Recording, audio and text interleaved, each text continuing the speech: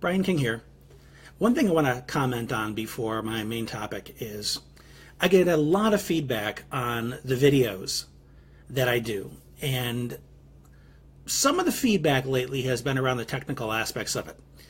Hey Brian, the lighting's a little off, or it's not evenly matched, and you're not looking at the camera the right way, and all this stuff. To be frank, I could care less about the technical stuff, okay? Often I have the lighting low, like this, okay? And people will say, oh, it's distracting, because half your face is lit, the other half isn't. Here's the reality. I have light sensitivity. I have sound sensitivity. I'm on the Aspergian end of the autism spectrum. I have ADHD. My nervous system is dialed up to 11. And I need to make accommodations to make life work for me as much as I can. And you should too. You have that right in order to feel supported and feel centered and feel like you can function, like you can execute.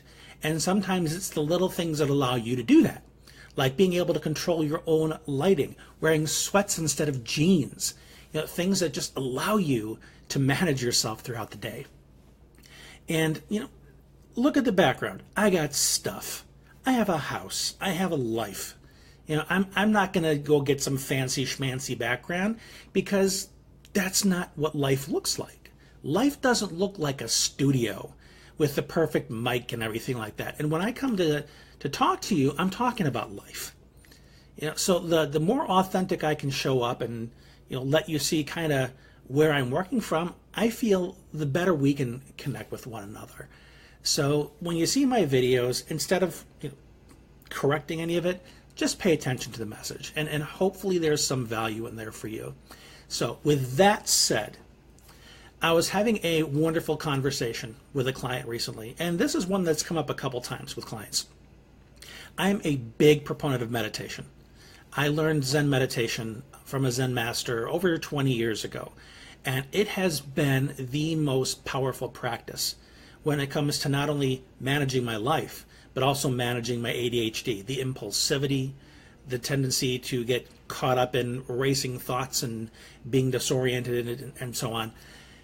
But not everybody is willing to take it on to the same degree that I have.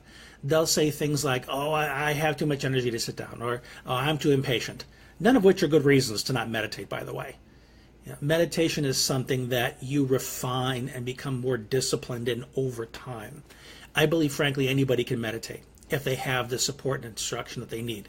But with that aside, what I've been talking about with some of my clients is kind of an alternative to doing the sitting meditation. If you think your mind is too busy, if you think you're too squirmy, you just can't do it. And that alternative is journaling. Is one of the main benefits of mindfulness meditation, as I was taught it, is you get to just watch your thoughts as though it was this stream, this river coming by, that you weren't jumping into, you weren't diving in to get wet and get everything else all over you and feel consumed by it, like we can feel when we have our racing thoughts. You can do something similar with journaling, because when you sit down, and this can be digital or manual. You can get yourself a notebook. You can open up a document on your computer or your smartphone or tablet or whatever you have, and just start writing whatever is in your mind, whatever is top of your awareness at that moment. Don't worry about punctuation. Don't worry about grammar. This is all about getting your thoughts out, stepping away for a little while, then coming back and taking a look at what your mind was up to. Because there are a lot of us that get so caught up in our thinking that we're really not aware of what we're doing. It's like a fish out of water. A fish only knows what it's like to be immersed in this water. But then when you can step back, take a look and say, whoa, look at that. I was in that. I was swimming in that filth. This is what journaling can do for you, to give you that opportunity to step back and look at your thinking and see what it's doing.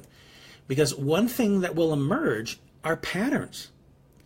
You can see your tendencies. How do you respond to certain things and events in your life?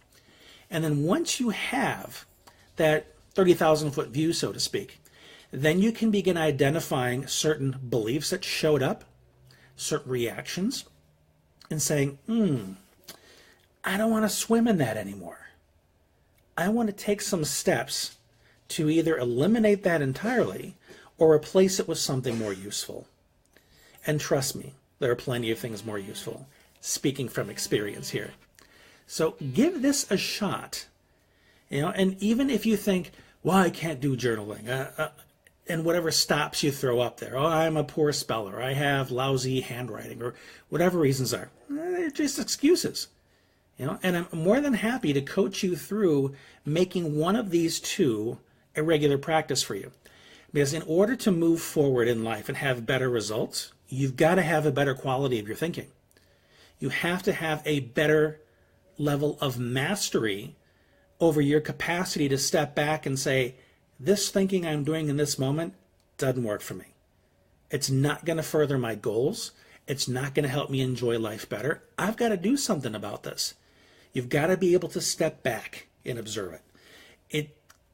You can do it when you're in the thick of it, but trust me when I tell you, it is much easier and you get much more comprehensive perspective when you can take that step back.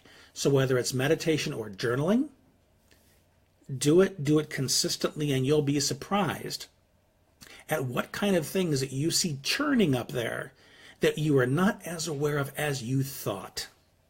So give it a go and give me some feedback on what kind of results you're experiencing from it, and we'll figure out together what we can do with it, okay? Thanks for watching this. I hope it's been helpful, and I'm looking forward to hearing from you soon.